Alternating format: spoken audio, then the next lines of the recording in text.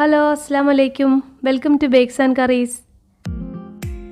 ഇപ്പോൾ കുറച്ച് കാലമായിട്ട് നമ്മൾ മലയാളികളുടെ ഇടയിലൊക്കെ വളരെ ഫേമസ് ആയിട്ടുള്ളൊരു അറബിക് ഡിഷാണല്ലോ ഈ മന്തി. അപ്പോൾ റെസ്റ്റോറൻറ്റിൽ നിന്ന് കിട്ടുന്ന അതേ ടേസ്റ്റിലുള്ള മന്തി നമുക്ക് വീട്ടിൽ എങ്ങനെ എളുപ്പത്തിൽ ചെയ്യാമെന്നാണ് ഇന്നത്തെ വീഡിയോയിലൂടെ കാണിക്കാൻ പോകുന്നത്. അപ്പോൾ മന്തി ഉണ്ടാക്കാൻ വേണ്ടിയിട്ട് 1.5 കിലോ ചിക്കൻ ഇതുപോലെ കുറച്ച് വലിപ്പമുള്ള പീസാക്കിയിട്ട് കട്ട് ചെയ്തെടുത്തിട്ടുണ്ട്. ഇനി ഈ ചിക്കൻ നമുക്കൊന്ന് മാരിനേറ്റ് ചെയ്ത് വെക്കണം. അപ്പോൾ അതിന് വേണ്ടിയിട്ട് 1.5 ടീസ്പൂൺ ചെറിയ ജീരകം എടുത്തിട്ടുണ്ട്, അതായത് ക്യൂമിൻ സീഡ്സ്, 2 ടീസ്പൂൺ കുരുമുളക്, പിന്നെ ഒരു ഫ്ലേവറിങ്ങിന് വേണ്ടിയിട്ട് കുറച്ചൊരു ചിക്കൻ ക്യൂബും കൂടെ എടുത്തിട്ടുണ്ട്. ഞാൻ 3 പീസ് ചിക്കൻ ക്യൂബാണ് കേട്ടോ എടുത്തിരിക്കുന്നത്. അപ്പോൾ ഇത് 3ഉം കൂടെ നമുക്ക് ഈ മിക്സിയിലിട്ടിട്ട് ചെറുതായിട്ടൊന്ന് ക്രഷ് ചെയ്തെടുക്കണം. ഒരുപാട് അരച്ചെടുക്കേണ്ട ആവശ്യമില്ല. ഈ കുരുമുളകും ജീരകവും ഒക്കെ ചെറുതായിട്ടൊന്ന് ചതഞ്ഞ് കിട്ടിയാൽ മതി. ഇപ്പം നമ്മളിതൊന്ന് നന്നായിട്ട് മിക്സിയിലിട്ടൊന്ന് കറക്കിയെടുത്തിട്ടുണ്ട്. അപ്പോൾ ഇത് ഞാൻ ചിക്കനിലേക്ക് ചേർത്ത് കൊടുത്തിട്ടുണ്ട്. ഇനി ഇതിലേക്ക് കുറച്ച് സാധനങ്ങളും കൂടി ചേർക്കാനുണ്ട്. ഇനി അടുത്തതായിട്ട് നമ്മൾ ഇതിലേക്ക് ചേർക്കുന്നത് 1 ടീസ്പൂൺ പച്ചമല്ലി ക്രഷ് ചെയ്തെടുത്താണ് കേട്ടോ. പിന്നെ ഇത് അത്യാവശ്യം വലിപ്പത്തിലുള്ള ഒരു ക്യാപ്സിക്കം ഇതുപോലെ ചെറുതായിട്ട് കട്ട് ചെയ്തെടുത്താണ്. അതായത് നമ്മൾ 250 ml കപ്പിലെടുക്കുകയാണെങ്കിൽ അത് ഫുള്ളായിട്ടില്ല, അതിലും അല്പം കുറവ്.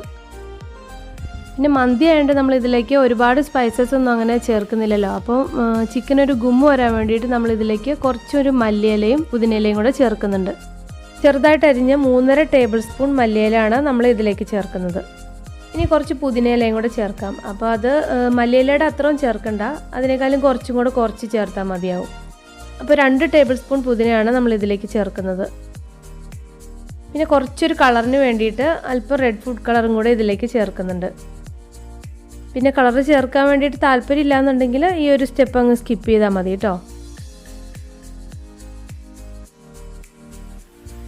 ഇനി അവസാനമായിട്ട് ഇതിലേക്ക് ഒരു 1/2 കപ്പ് സൺഫ്ലവർ ഓയിലും കൂടെ ചേർത്തിട്ട് നമുക്കിത് നന്നായിട്ടൊന്ന് മാരിനേറ്റ് ചെയ്തിട്ട് ഏകദേശം ഒരു 2 മണിക്കൂറെങ്കിലും നമ്മളിത് മാരിനേറ്റ് ചെയ്ത് വെക്കണം. മിനിമം 1 മണിക്കൂറെങ്കിലും വെച്ചിരിക്കണം കേട്ടോ. എന്നാലേ ഉള്ളൂ ആ ഒരു മസാലയൊക്കെ നന്നായിട്ട് അതിനകത്തേക്ക് പിടിച്ച് ചിക്കന് നല്ലൊരു ടേസ്റ്റ് കിട്ടുള്ളൂ. പിന്നെ ഞാൻ ഇതിലേക്ക് ഉപ്പ് സെപ്പറേറ്റ് ആയിട്ട് ചേർക്കുന്നില്ല കേട്ടോ. കാരണം നമ്മൾ ചിക്കൻ ക്യൂബ് ചേർത്തപ്പോൾ അതിൽ ഉപ്പുള്ളതാണ്. അപ്പോൾ അതുകൊണ്ടാണ് ഞാൻ ഇതിലേക്ക് ഉപ്പ് വേറെ ചേർക്കാതിരുന്നത്. മന്തിക്ക് വേണ്ടിയിട്ട് ഏറ്റവും നല്ലത് നമുക്ക് സെല്ല ബസ്മതി റൈസ് ഉപയോഗിക്കുന്നതാണ്. ഇന്ത്യ ഗേറ്റൊക്കെ ഉപയോഗിക്കുന്നതിനേക്കാളൊക്കെ നല്ലത് മന്തി ഉണ്ടാക്കാൻ വേണ്ടിയിട്ട് ഇത് തന്നെയാണ്. ഈ ഒരു ബ്രാൻഡാണ് ഞാൻ ഉപയോഗിക്കുന്നത്. അപ്പോൾ ഇത് നല്ല അത്യാവശ്യം വലിപ്പമുള്ള നല്ല റൈസാണ് കേട്ടോ ഇത്. അപ്പോൾ ഇതിന് സാധാരണ ബസ്മതി റൈസിനേക്കാളും കുറച്ചുകൂടെ വേവ് കൂടുതലുണ്ട്. അപ്പോൾ അതുകൊണ്ട് നമ്മൾ 2 മണിക്കൂറെങ്കിലും മിനിമം വെള്ളത്തിലൊന്ന് നന്നായിട്ട് കുതിർത്ത് വെച്ചിട്ട് വേണം ഇത് ചോറുണ്ടാക്കാൻ വേണ്ടിയിട്ട്. ഞാനിവിടെ എടുത്തിരിക്കുന്നത് 800 ഗ്രാം ബസ്മതി റൈസാണ് കേട്ടോ. അരി 3-4 പ്രാവശ്യം നന്നായിട്ട് കഴുകിയിട്ട് വേണം കേട്ടോ കുതിർത്ത് വയ്ക്കാൻ. ഇപ്പോൾ ഏകദേശം 2 മണിക്കൂർ കഴിഞ്ഞിട്ടുണ്ട്. ഇനി ഇത് ഈ അരിപ്പയിലേക്ക് ഊറ്റിയെടുക്കാം.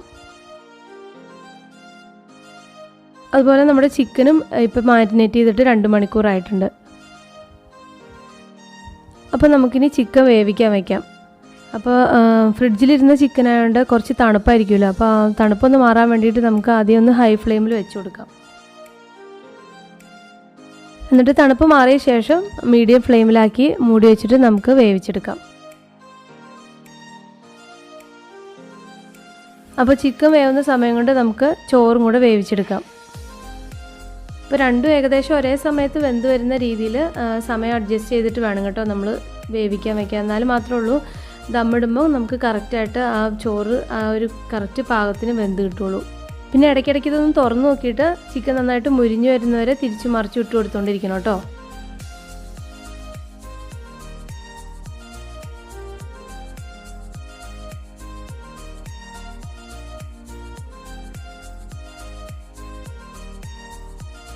ഇനി നമുക്ക് ചോറ് വേവിക്കാനുള്ള വെള്ളത്തിലേക്ക് ആവശ്യത്തിനുള്ള ഉപ്പ് ചേർത്ത് കൊടുക്കാം.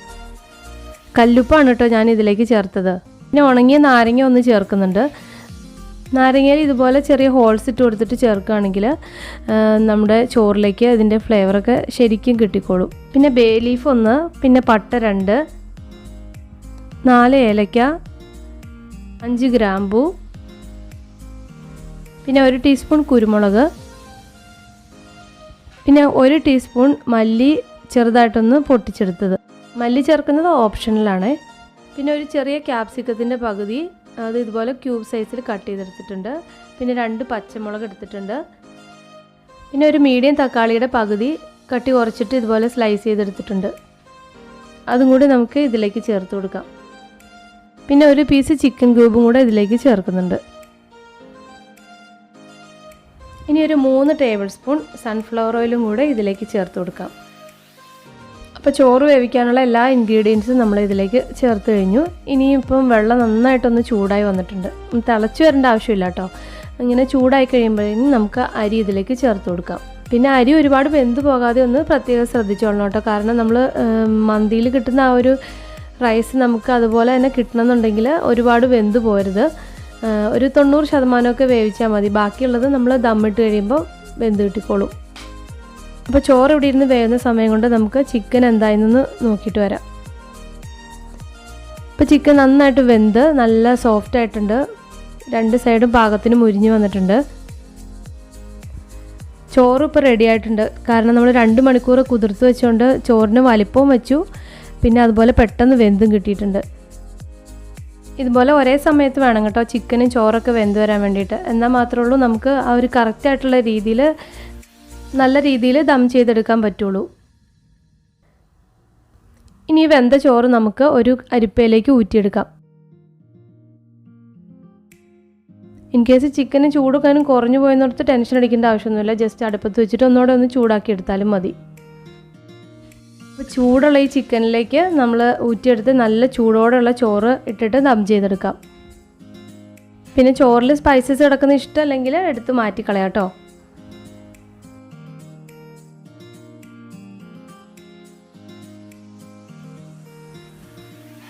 അപ്പോൾ ആദ്യത്തെ ലെയർ ചോറ് ഇട്ട് കൊടുത്തിട്ടുണ്ട്. പിന്നെ ഞാൻ ഇതിൻ്റെ മുകളിലേക്ക് കുറച്ചൊരു ഫുഡ് കളറും കൂടെ റെഡ് ഫുഡ് കളറും കൂടെ ചേർത്ത് കൊടുത്തിട്ടുണ്ട്.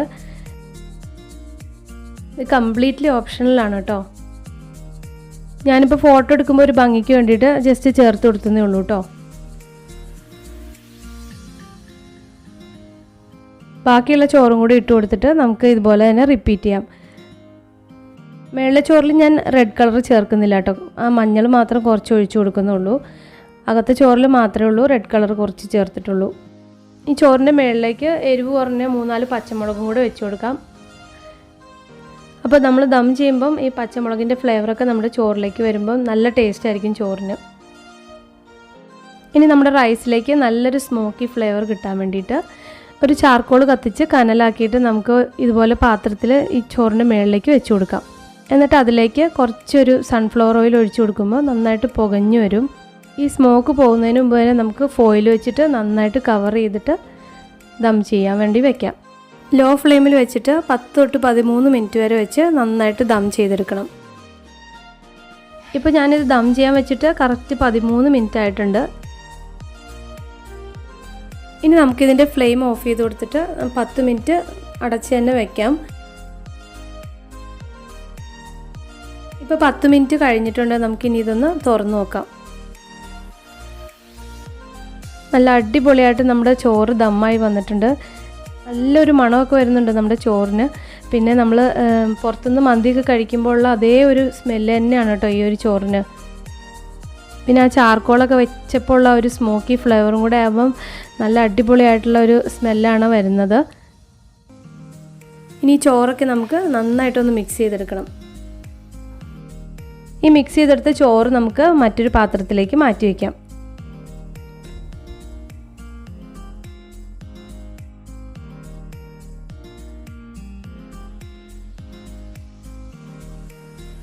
ഇതിലുള്ള ചിക്കനും കൂടെ നമുക്ക് വേറൊരു പ്ലേറ്റിലേക്ക് മാറ്റി വയ്ക്കാം.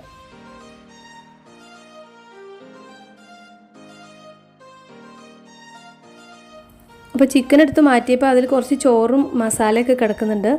അപ്പോൾ അതുപോലെ നമ്മൾ ഒഴിച്ചു കൊടുത്ത എണ്ണ അതെല്ലാം അതിനകത്ത് തന്നെ അടിയിലുണ്ട്. അപ്പോൾ നമുക്ക് ആദ്യം മാറ്റി വെച്ച് ചോറ് ഈ റൈസിലേക്ക് ചേർത്തിട്ട് നന്നായിട്ടൊന്ന് കുടഞ്ഞ് മിക്സ് ചെയ്തെടുക്കാം.